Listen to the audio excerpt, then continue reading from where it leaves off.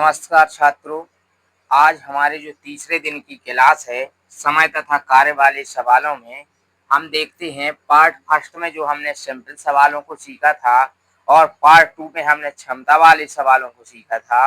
आज जो हमारा पार्ट थ्री होगा उसमें छोड़ छोड़ कर करने वाले कार्य को हम करेंगे। इस टाइप के सवालों को हम किस प्रकार से करते हैं, ये हमारे कॉम्पिटिटिव एग्जाम में हमें देखने को मिलते हैं। तो देखिए, सबसे पहला हमारा सवाल क्या लिखा है। ए किसी काम को 20 दिन में करता है, बी उसी काम को 25 दिन में करता है और दोनों मिलकर 5 दिन तक कार्य करते हैं। फिर इसके बाद बी कार्य छोड़कर चला जाता है, तो शेष कार्य को ए अकेला कितने दिन में करेगा।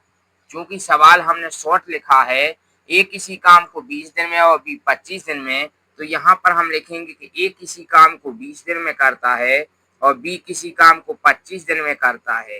तो पहले हम निकालेंगे कि दोनों कार्य कितना करेंगे, अर्थात कुल कार्य। तो 20 और 25 का हम लासा लेते हैं। लासा में हमें ऐसी संख्या सोचनी पड़ती है जो 20 और 25 दोनों की दुनिया में आए। अर्थात यहाँ पर हम लिखेंगे, हमें जैसा कि पता है कि 20 और 25 की दुनिया में एक ही संख्या आएगी 100। तो 100 देखिए 20 की दुनिया में आएगी कितने बार, 5 का गुणा करने पर, जबकि 25 में आएगी 4 का गुणा करने पर।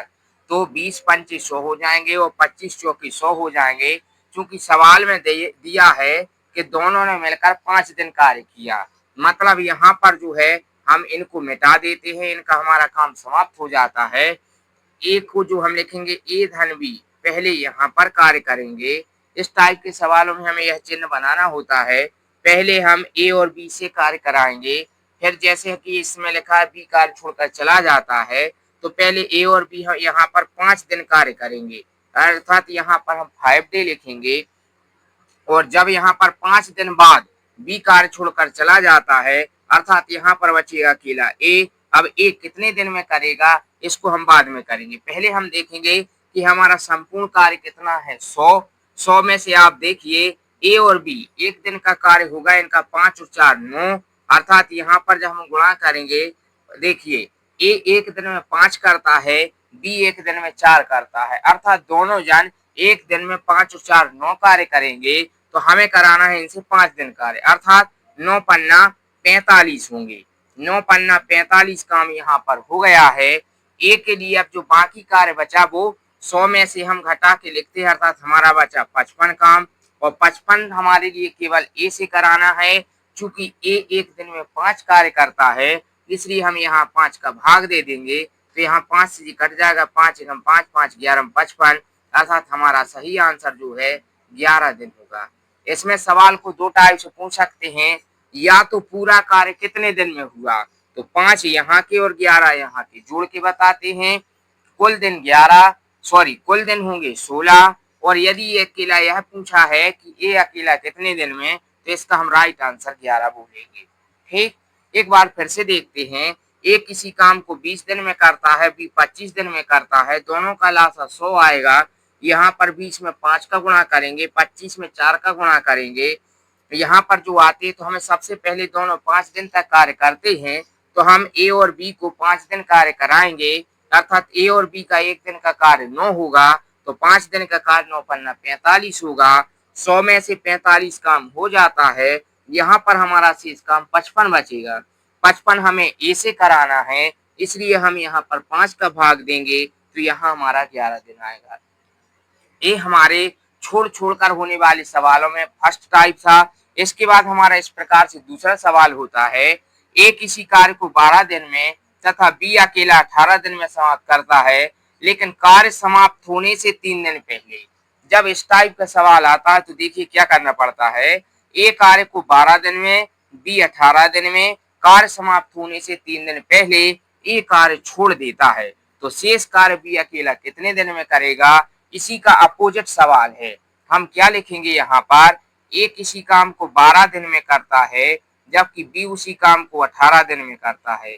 हमारा दोनों का जो लासा होगा वो हमारा यहाँ पर लासा होगा 36।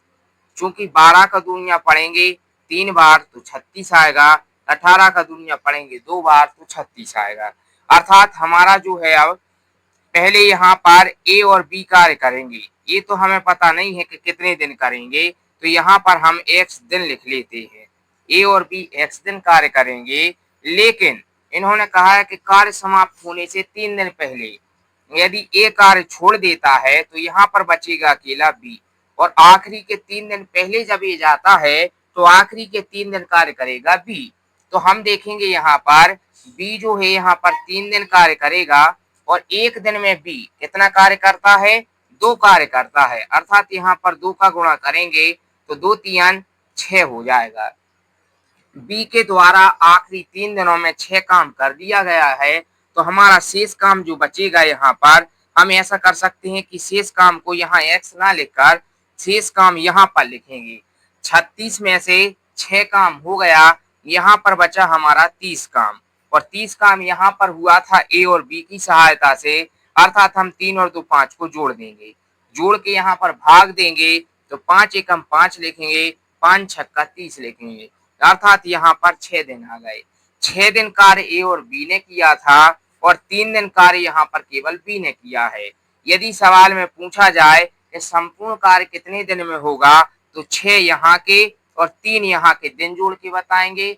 और यदि उन्होंने पूछा कि बी अकेला कितने दिन करेगा काम, या शेष कार्य को बी अकेला कितने दिन में करेगा, तो शेष कार्य जो हमारा बचा था, चूंकि यहाँ पर शेष कार्य नहीं पूछा है, यहाँ पर ये पूछते हैं, इस सवाल में हमने लिख दिया है कि शेष काम बी अकेला कितने दिन में करेगा।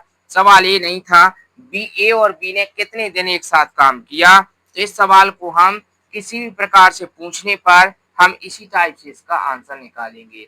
क्योंकि यहाँ पर पूछते हैं कि कार्य कुल कितने दिन हुआ, तो यहाँ पर जो देखें 6 दिन यहाँ कार्य हुआ है और 3 दिन यहाँ हुआ है, मतलब कुल दिन जो आएंगे हमारे, या कुल कार्य जो आएगा 9, ये हमारा आंसर होगा।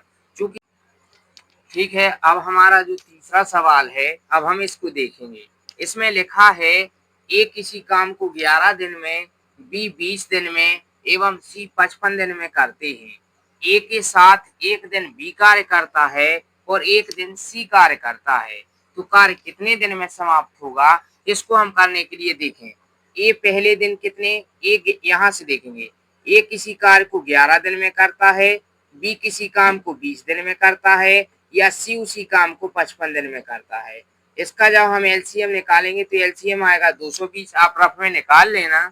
और यहाँ पर हम 11 में गुणा करेंगे 20 का, चूंकि हमें 220 चाहिए है, अर्थात यहाँ पर गुणा करेंगे हम 20 का, यहाँ पर गुणा करेंगे 11 का, यहाँ पर गुणा करेंगे हम 4 का, तो हम इनको मिटा देते हैं, अर्थात हमारा ए बी सी का कार्य आ चुका है। अब चूंकि उनने कहा है कि एक दिन ए करता है और एक दिन बी करता है, सॉरी एक दिन ए के साथ एक बी करता है, अगले दिन ए के साथ सी करता है, इसलिए हम यहाँ पर लिखेंगे एक दिन। जब लिखेंगे तो ए और बी का कार्य लिखेंगे, अर्थात ए और बी का कार्य 20 और 11 को जोड़कर 31 लिखेंगे। और एक दिन जब हम लिखेंगे तो यहाँ पर ए और सी का कार्य जोड़ेंगे, अर्थात ए प्लस सी बराबर 20 और 4 हम 24 लिखेंगे। अब यहाँ पर हम जोड़ेंगे तो यहाँ पर 2 दिन आएंगे, और यहाँ पर हमारा जो कार्य आएगा वो 55 आ जाएगा।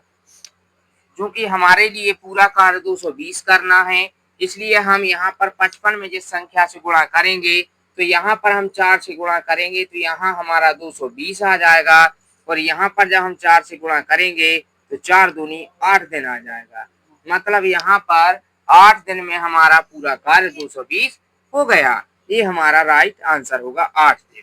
ठीक, इसके बाद जो हमारा चतुर्थ सवाल है या चौथा सवाल जो है वो थोड़ा सा टफ है, और इस चैप्टर का छोड़ छोड़ कर करने वाले सवालों में सबसे कठिन टाइप होता है। इसमें करते क्या है, तो देखिए हमारा ये तीसरा सवाल जो था वो आसान था, लेकिन ये थोड़ा सा टफ है। जैसे कि ए किसी कार्य को 36 दिन में, बी यहाँ पर लिखेंगे ए किसी कार्य को 36 दिन में करता है, बी उसी कार्य को 54 दिन में करता है, और सी उसी काम को 72 दिन में करता है। जब हम इसका लासा निकालेंगे तो इसका लासा 216 आएगा। चूंकि हम रफ में निकाल सकते हैं, तो यहाँ पर 216 बनाने के लिए यहाँ 6 का गुणा करना चाहिए, और यहाँ पर हम 4 का गुणा करेंगे, और यहाँ पर हम 3 का गुणा करेंगे। ठीक, ये हमारे लिए जब लासा निकालते तो हमें पता चल जाता है। चूंकि अब यहाँ पर लिखा है कि शुरुआत में तो तीनों ने मिलकर साथ कार्य करना शुरू किया है। मतलब यहाँ पर लिखेंगे हम ए धन बी धन सी, तीनों जन ने कार्य किया है, लेकिन ये पता नहीं कितने दिन, इसलिए हम लिखेंगे ए बी सी ने x दिन काम किया, लेकिन तीनों जन कार्य कितना करते हैं, 6 और 4 10 और 3 13 काम करते हैं। मतलब जब 13 दिन तक, मतलब 13 कार्य x दिन करेंगे तो हमारा यहाँ का कार्य जो होगा वो 13x होगा। फिर इसके बाद देखें यहाँ पर जो सवाल है वो थोड़ा सा टफ होता है, क्योंकि इन्होंने कहा है कि कार्य समाप्ति से 12 दिन पहले बी ने काम छोड़ा है। मतलब जब बी कार्य छोड़ देगा तो यहाँ पर ए और सी बचेंगे, और कुछ कार्य समाप्त होने के अब 8 दिन पहले ए ने छोड़ा, मतलब लास्ट में यहाँ एक पहले सी बचेगा। क्योंकि यहाँ पर जो 12 दिन और 8 दिन हैं इसमें कॉमन होते हैं, अर्थात पूरे दिनों का हिसाब जो है 12 दिन में लिया जाता है, अर्थात यहाँ पर 8 दिन लेंगे, यहाँ पर 4 दिन लेंगे। यहाँ के 4 दिन केवल ए और सी कार्य करेंगे, मतलब 6 और 3 9 को जोड़कर गुणा करेंगे, अर्थात 9 चौके 36 होंगे। लेकिन जब हम यहाँ पर करेंगे तो यहाँ पर 8 दिन अकेला सी कार्य करेगा, चूंकि सी का एक दिन का कार्य 3 है, अर्थात 8 3 24 कार्य। देखिए तीनों ने मिलकर 13x काम किया, धन ए और सी ने 4 दिन तक मिलकर 36 काम किया, धन सी ने केवल 8 दिन में 24 काम किया, और इस प्रकार से जोड़कर पूरा कार्य 216 हो गया। यहाँ पर 13x तो ज्यों के त्यों, 36 और 24 को जोड़ेंगे तो 60 बराबर में 216 होंगे। यहाँ पर हम पक्षांतर कर देंगे, 13x यहाँ ज्यों के त्यों लिखेंगे, 60 उस साइड जाकर घट जाएंगे, अर्थात 156 बचेंगे। यहाँ से x बराबर 13 का हम भाग दे देंगे, तो 13 एकम 13 होंगे और 13 दूनी 26 होंगे। मतलब हम देखते हैं ए और बी और सी ने तीनों जन ने यहाँ पर 12 दिन कार्य किया है। क्योंकि सवाल में पूछा है कि पूरा कार्य सी ने कितने दिनों में किया है, तो सी ने देखिए 12 दिन यहाँ पर कार्य किया है, 4 दिन यहाँ पर कार्य किया है और 8 दिन यहाँ पर, अर्थात 12 और 4 16 और 3 16 और 8 यहाँ पर जोड़ेंगे, तो यहाँ पर ये संपूर्ण कार्य जो है सी 24 दिन में समाप्त करेगा। ये हमारा राइट आंसर होगा। ठीक, आज की क्लास में हमने छोड़ छोड़ कर करने वाले सवालों को सीखा है। कल के सवाल जो हम सीखेंगे उसमें बारी बारी से होने वाले सवालों को सीखेंगे। धन्यवाद।